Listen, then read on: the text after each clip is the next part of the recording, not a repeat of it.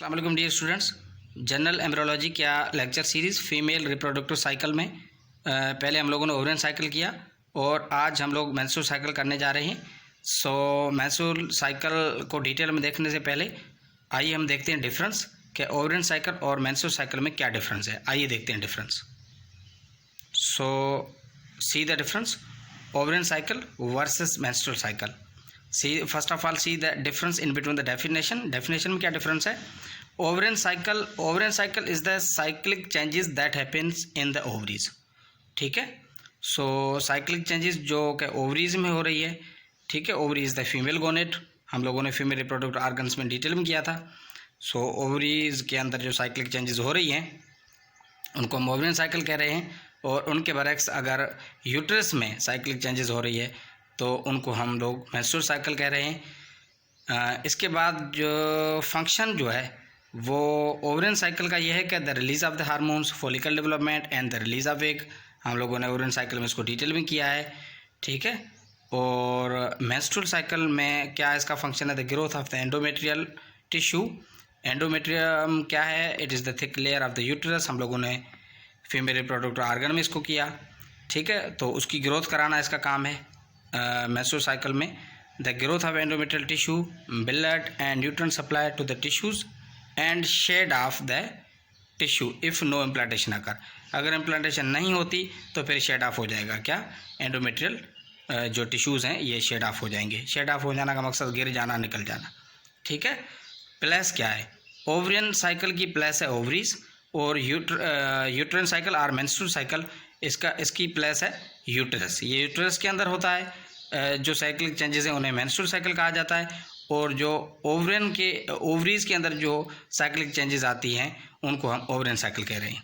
Phases क्या हैं आप लोग देख सकते हैं, follicular phase, pre ovulatory phase and the luteal phase. ये हम लोगों ने फेजेस डिटेल में किया, ओवरियन साइकिल के फेजेस किए थे।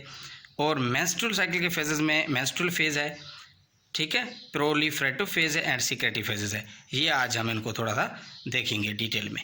सो आज हमारा जो मौजू है वो है मेंस्ट्रुअल साइकिल। सो इसको हम थोड़ा सा डिटेल में देख रहे हैं। ये मेंस्ट्रुअल साइकिल के फेजेस हैं, menstruation, proliferative phase, ovulation and the secretive phase. ये पिक्चर में है और अब हम डिटेल में करने जा रहे हैं। सो पहले मेंस्ट्रुअल साइकिल देखें। इसकी डेफिनेशन हम लोगों ने पहले ही की, अब दोबारा करते हैं। The changes which occur in the endometrium of the uterus as a response to the changes taking place in the ovaries is called menstrual cycle. जो चेंजेस ओवरीज में हो रही हैं उनके रेस्पॉन्स में यूटरस के एंडोमेट्रियम में जो तब्दीलियां आ रही हैं, ठीक है, जो तब्दीलियां एक साइक्लिक चेंजेस जो आ रही हैं, एक साइकिल के थ्रू जो तब्दीलियां आ रही हैं, तो हम ऐसे साइकिल को हम कहते हैं मेंस्ट्रुअल साइकिल। ठीक है, यूटरस ऑफ द जो है वो फीमेल रिप्रोडक्टिव ऑर्गन है। एंडोमेट्रियम ऑफ द यूटरस में जो तब्दीलियां आ रही हैं किसके रेस्पॉन्स में, response to the changes taking place in the ovaries. Ovaries में जो तब्दीलियां हो रही हैं उनके रेस्पॉन्स में यूटरस के एंडोमेट्रियम में जो तब्दीलियां आ रही हैं एक साइकिल के थ्रू, उसको हम कहते हैं मेंस्ट्रुअल साइकिल। मुझे उम्मीद है आपको डेफिनेशन क्लियर हो गई होगी। ठीक है, क्योंकि ये दोनों साइकिल साथ साथ हो रहे होते हैं। So menstrual cycle is controlled by hormones and completes every 28 days. menstrual cycle भी हार्मोन से कंट्रोल हो रहा होता है और इसको भी कंट्रोल हार्मोन कर रहे हैं और ये कंप्लीट होता है एवरी 28 डेज।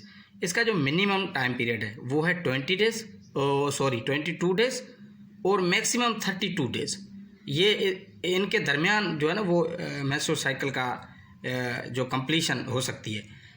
किसी लेडीज़ में 22 डेज़ पे जो है वो मेंस्ट्रुअल साइकिल हो जाता है और किसी लेडीज़ में 32 दिन पे जो है वो हो जाता है। इस तरीके से इसका जो नॉर्मल जो है इसका जो यूजुअल हम लोगों ने मोस्टली ये 28 डेज़ में कंप्लीट हो जाता है। This is related with the uterine changes which occur to prepare it for the possible pregnancy. This is why this cycle is called the uterine cycle. So this is related with the certain uterine changes, क्योंकि menstrual cycle जो है वो मैंने पहले ही जो difference part में भी ये डिस्कस किया कि इनका पूरा वास्ता यूटरस की चेंजेस से है। यूटरस का जो एंडोमेट्रियम उनकी तब्दीलियों से इनका पूरा ताल्लुक़ है, तो लिहाजा हम इनको यूट्राइन साइकिल भी कह सकते हैं। ये यूट्रस में तब्दीलियाँ क्यों आती हैं? ये इसलिए आती हैं कि यूट्रस को प्रिपेयर करना है फॉर द पॉसिबल प्रेगनेंसी। ठीक है। सो इसके बाद menstruation begins around the age of 13 years. जो मेंसेस आना शुरू हो जाते हैं वो at the age of puberty. What's puberty? Puberty is the sexual age of sexual maturity. तो एज ऑफ सेक्शुअल मैच्योरिटी क्या है? 13 ईयर्स।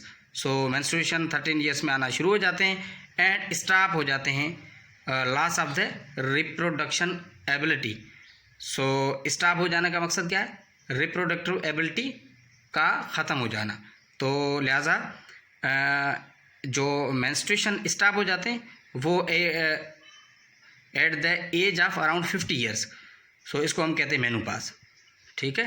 मुझे उम्मीद है ये आपको समझ में आ गया होगा मेंस्ट्रुअल साइकिल।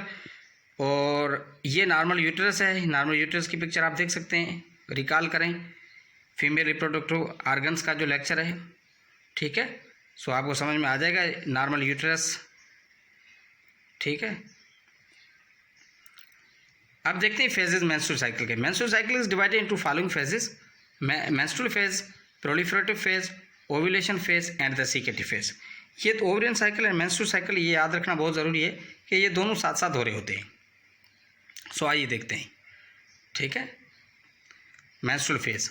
अब मेंस्ट्रुअल फेज के दौरान क्या हो रहा होता है और ये कितने दिन का फेज है इसको हम देखते हैं। इन दिस स्टेज ब्लीडिंग पर vagina occurs which is termed as menstruation commonly called menses. ठीक है। इस स्टेज के दौरान ब्लीडिंग पर वेजाइनल ब्लीडिंग हो रही होती है। ठीक है। तो उस वेजाइनल ब्लीडिंग को हम कॉमनली जो है मेंसेस कहते हैं और या मेंस्ट्रुएशन कहा जाता है। सो ये मेंस्ट्रुएशन कब होता है, क्यों होता है? ठीक है। So menstruation takes place when there is no fertilisation और pregnancy has occurred following the last ovulation. लिहाजा ये साइक्लिक चेंजेस है। तो ओव्यूलेशन में जब मैच्योर एग ओव्यूलेट हो रहा है, निकल रहा है ओवरी से और फैलोपियन ट्यूब में आ रहा है, और फिर अगर फर्टिलाइजेशन नहीं हो रही है तो ये मेंसेस आना शुरू हो जाएंगे। Menstruation takes place when there is no fertilisation और द प्रेगनेंसी हैज़ अकर्ड। और इसके दौरान क्या हो रहा होता है? मेंस्ट्रुअल फेज के दौरान प्रोजेस्टेरॉन की सीक्रेशन बंद हो जाती है। कार्पस ल्यूट्रम से प्रोजेस्टेरॉन एक हार्मोन सीक्रेट करता है, इसकी सीक्रेशन बंद हो जाती है। जब प्रोजेस्टेरॉन की सीक्रेशन बंद हो जाती है तो क्या होता है? सुपरफिशियल लेयर ऑफ एंडोमेट्रियम जो है वो ब्रेक्स ऑफ हो जाता है, टूट जाता है। Superficial layer of the endometrium breaks off हो जाता है। हम लोगों ने एंडोमेट्रियम को डिटेल में किया है और आपको इनके बारे में काफ़ी सारी इन्फॉर्मेशन है। सो इसका सुपरफिशियल लेयर जो वो ब्रेक ऑफ हो जाता है and start flowing along with blood through vagina called menses. ठीक है। और ब्लड के साथ वो जो एंडोमेट्रियम के जो टिश्यूज़ हैं जो ब्रेक ऑफ हुए हैं वो ब्लड के साथ चलना शुरू हो जाएंगे और हम उसको जो है वो मेंसेस कह रहे हैं। सही है। इसके बाद at the end of this phase inside of the uterus look like a large wound. इस फेज के आखिर में अगर यूट्रस को हम लोग देखेंगे तो ऐसा दिखाई देगा कि कोई बड़ा सा ज़ख़म है, बड़ा सा वुंड है। ठीक है। किसकी वजह से? एंडोमेट्रियम ब्रेक ऑफ होने की वजह से ऐसा दिखाई देता है। ये फेज़ जो है वो this phase last about 5 days. ये 5 डेज तक चलता है। 5 डेज के बाद ये ख़त्म हो जाता है। Extends from day 1 to day 5। पहले डे से लेके 5 दिन तक ये जो है फेज़ चल रहा है। इसको हम कहते हैं मेंस्ट्रुअल फेज़। मेंस्ट्रुअल फेज़ के बाद ये पिक्चर में ज़रा आप देख सकते हैं ओवरियन जो है वो साइकिल है, ऊपर सबसे ऊपर ओवरियन साइकिल है। इसमें जो है वो जो डेवलपमेंट ऑफ द फॉलिकल दिखाई दे रहा है। उसके बाद ओव्यूलेशन हो रही है। ओव्यूलेशन के बाद कार्पस ल्यूटम बन रहा है और कार्पस ल्यूटम जो कार्पस अल्बिकेंस में तब्दील हो रहा है। ये हम लोगों ने सारा ओवरियन साइकिल में किया है। आप ओवरियन साइकिल के जो है वो लेक्चर को रिकॉल करें, उसको दोबारा देखें, ये आपको इजीली समझ में आ जाएगा। इसके बाद अगर हम एंटीरियर पिट्यूटरी हार्मोन्स की बात करेंगे तो हार्मोन्स भी मैंने डिस्कस किया ओवरियन साइकिल में, तो ये भी आप यहाँ पे देख सकते हैं। इसके बाद अगर ओवरियन हार्मोन की हम बात करेंगे तो ओवरियन हार्मोन हमारे पास ईस्ट्रोजन एंड प्रोजेस्टेरॉन है। तो आप ईस्ट्रोजन की लेवल भी देख सकते हैं और प्रोजेस्टेरॉन की लेवल भी इस ग्राफ में देख सकते हैं। ठीक है। किस तरीके से ये राइज हो रहा है, किस तरीके से ये फॉल हो रहे हैं। इसके बाद यूट्रिन साइकिल भी इस पिक्चर में दिखाई दे रहा है। इसमें मेंसेस हैं, एंडोमेट्रियम देखो कैसे जो वो उसकी ग्रोथ हो रही है, फिर कैसे शेड हो रहा है, इस तरीके से हम थोड़ा सा इसको आगे डिटेल में करते हैं। Proliferative phase. अब प्रोलिफरेटिव फेज के दौरान मेंस्ट्रुअल साइकिल के दौरान प्रोलिफरेटिव फेज में क्या हो रहा होता है, हम उसको देखते हैं। ठीक है, so this phase start from the end of menstrual flow until ovulation and occur under the influence of oestrogen. ये ईस्ट्रोजन हार्मोन के जो इन्फ्लुएंस में, ईस्ट्रोजन हार्मोन के असर में ये होता है। असर के जो है वो अंडर में, ये ईस्ट्रोजन हार्मोन का जो इफेक्ट है उसके अंडर में ये फेज़ हो रहा होता है। और ये फेज़ शुरू होता है from the end of menstrual flow. जैसे ही मेंस्ट्रुअल फ्लो एंड हो जाता है, ख़त्म हो जाता है, उसके बाद प्रोलिफरेटिव फेज़ शुरू हो जाता है। कब तक चलता है?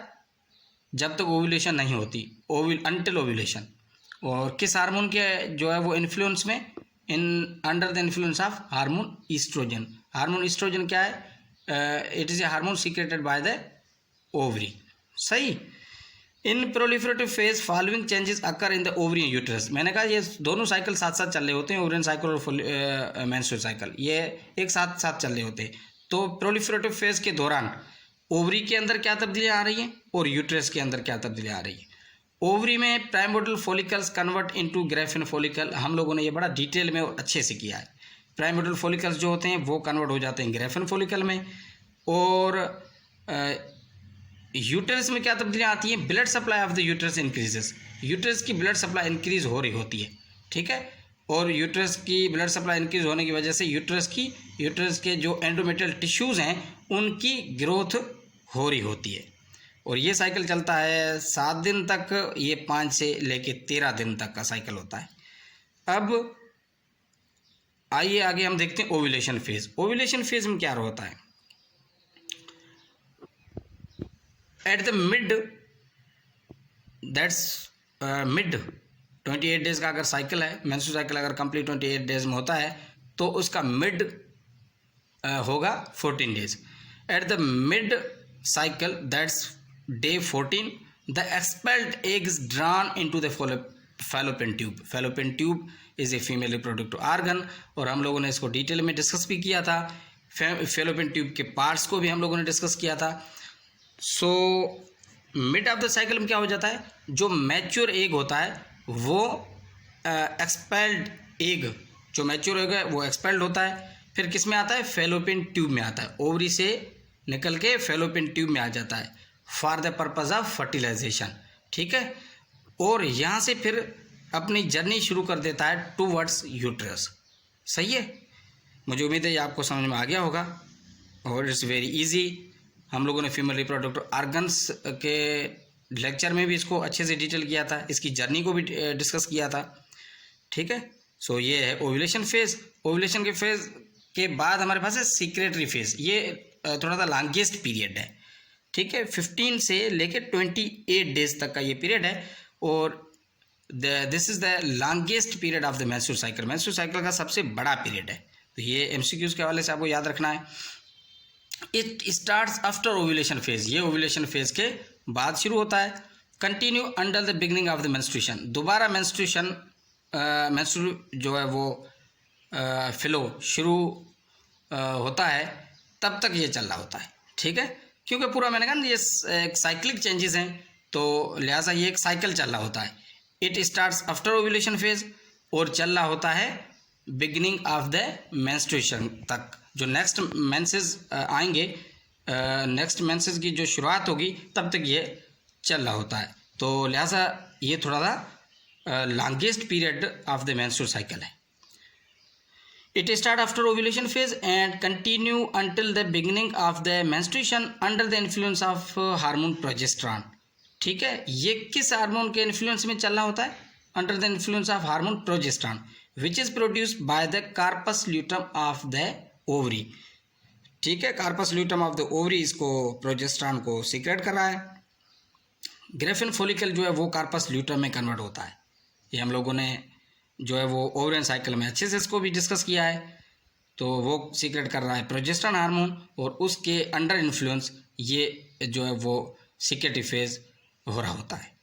In secretory phase following changes occur in the ovary and the uterus. ये साइमल्टेनियसली है, दोनों साइकिल जो है वो जो है वो एक साथ साथ चल रहे हैं, तो लिहाजा सिक्रेटरी फेज के दौरान ओवरीज में क्या तब्दीलियाँ आ रही हैं एंड यूट्रस में क्या तब्दीलियाँ आ रही हैं, हम लोग ये देखने जा रहे हैं। Ovary after ovulation graafian follicle degenerate to form corpus luteum and start secreting progesterone. Ovaries में जो ग्रेफिन फॉलिकल है वो डीजनरेट हो जाता है, ठीक है। ओवरन जो साइकिल में हम लोगों ने ये पढ़ा था कि ओव्यूलेशन के बाद जब मैच्योर ओवम निकल आता है तो बाकी जो ग्रेफिन फॉलिकल होता है वो डीजनरेट हो जाता है और क्या बन जाता है, कार्पस ल्यूटम, और वो क्या सीक्रेट करता है फिर, प्रोजेस्टेरॉन। और सीक्रेटरी फेज के दौरान यूट्रस में क्या तब्दीलियाँ आ रही हैं, यूट्रस का एंड्रोमेट्रियम जो है वो पहले से ज़्यादा जो है वो थिक होना शुरू हो जाता है। So the endometrium thickness. तो ये है सीक्रेटरी फेज। यहाँ पे हम लोगों ने जो है वो चारे मेंस्ट्रुअल साइकिल के फेजेस कंप्लीट किए और आप लोगों को समझ में भी आ गया होगा, मुझे उम्मीद है। ओवरिन साइकिल और menstrual cycle or the uterine cycle, ये आपको समझ में आ गया होगा। इसके बाद इस पिक्चर में भी है फेजेस दिखाई दे रहे हैं। मेंस्ट्रुएशन है, फॉलिकुलर फेज है, ओव्यूलेशन है, ल्यूट्रल फेज है। इसमें ओव्यूलेशन फेज को 11 से लेकर 18 दिन तक दिखाई जो है वो दे रहा है। ये एक जनरल पिक्चर है और उसमें हम लोगों ने आइडियल मेंस्ट्रुअल साइकिल की पिक्चर देखी थी। जो अपना ये लेक्चर में जो है वो ऐसा मेंस्ट्रुअल साइकिल जो 28 डेज में कंप्लीट हो रहा है। इट मीन्स हम लोगों ने नॉर्मल जो मेंस्ट्रुअल साइकिल है वो पढ़ा है, आइडियल मेंस्ट्रुअल साइकिल पढ़ा है हम लोगों ने, ठीक है। सो आगे देखते हैं, कुछ टर्म्स हैं clinical correlates, clinical related terms हैं। और तो मेनार्की किसको कहते हैं, the first ever menstrual flow marking the beginning of menstrual cycle. पहला जो मेंस्ट्रुअल फ्लो, पहला जो फर्स्ट टाइम जो मेंसेस का आना, इसको हम क्या कहते हैं, मेनार्की। सो ये कब आता है, it usually occurs between the age of 9 and 17, ठीक है। ये 9 से लेकर 17 साल की उम्र के दरमियान कभी भी जो है वो मेनार्की शुरू हो सकती है। लेकिन इसकी एक्यूरेट जो एज है, इसकी जो आइडियल एज है, इसकी जो कॉमन एज है वो है 13 ईयर्स। इसके बाद menopause, cessation of menstrual cycle, menstrual cycle का बंद हो जाना। जब मेंस्ट्रुअल साइकिल का बंद हो जाना, इससे क्या मुराद है, loss of the reproductive ability. तो इसकी एज क्या है, इसकी यूजुअली एज जो है वो इसकी रेंज है 45 से लेके 60 तक। लेकिन इसका जो आइडियल या जो मोस्ट कॉमन एज जो काउंट की जाती है या देखा जाता है मेनोपाज, वो 50 ईयर्स है। इसके बाद प्यूबर्टी है, the age of sexual maturity is called the puberty. इसके बाद एन ओव्यूलेशन है। एन ओव्यूलेशन से क्या मुराद है, it's a failure of the ovaries to produce mature और रिलीज एग। ये ओवरीज जो है इस काबिल नहीं रहती कि वो जो है वो मैच्योर एक एग को मैच्योर करें और उसको रिलीज़ करें। एन ओव्यूलेशन के कई काजेज़ हो सकते हैं, ये इसके काजेज़ हम डिस्कस करेंगे इन द गाइनी। सो आपको एन ओव्यूलेशन के बारे में पता होना चाहिए। एन ओव्यूलर मेंस्ट्रुएशन किसको कहते हैं, एन ओव्यूलर मेंस्ट्रुएशन से मुराद है menstrual bleeding that occurs even through an egg has not been released from the ovary. Menstrual bleeding हो रही होती है लेकिन ओवरी से एग नहीं रिलीज हो रहा है। सो इसको कहते हैं एन ओव्यूलर मेंस्ट्रुएशन। सो इसको हम गायनी में इसके काजेज़, फिर जो है वो इसकी मैनेजमेंट, ये हम सारी चीज़ें गायनी में करेंगे, ठीक है। इसके बाद हमारे पास हमें यहाँ पे नो हाउ होना चाहिए। Viability of the gametes, gamete की जो है वो लाइफ, गैमेट की ज़िंदगी कितनी होती है। After ovulation ovum usually survive for the 12 to 24 hours. Sperm ovulation के बाद जो ओवम है वो यूजुअली सर्वाइव कर सकता है कितना टाइम, 12 से लेके 24 आवर्स तक ओवम सर्वाइव कर सकता है। इस दौरान अगर फर्टिलाइजेशन हो गई तो प्रेगनेंसी हो सकती है, अदरवाइज नो। और स्पर्म्स जो है इसकी कितनी कैपेबिलिटी है सर्वाइविंग की, ठीक है। In female genital tract sperm जो है वो 48 आवर्स तक जो है स्पर्म जिंदा रह सकता है। इन फीमेल जेनाइटल ट्रैक्ट की मैं बात कर रहा हूँ, ठीक है। तो फीमेल जेनाइटल ट्रैक्ट में स्पर्म्स जो है वो 48 आवर्स तक जिंदा रह सकते हैं। और एक जो है वो इन्फॉर्मेशन की पॉइंट है, अगर एग और स्पर्म्स, ओवम और स्पर्म्स को अगर फ्रीज करके कई सालों तक भी रखा जा सकता है, ठीक है, फॉर द असिस्टेड रिप्रोडक्शन। सो ये एक अलग चीज़ है। बाकी यहाँ पे ये आप लोग देख सकते हैं कि फीमेल जेनिटल ट्रैक्ट में स्पर्म जो है वो 48 आवर्स तक रहता है और 12 से 24 आवर तक ओवम जिंदा रह सकता है after the ovulation. Thank you very much.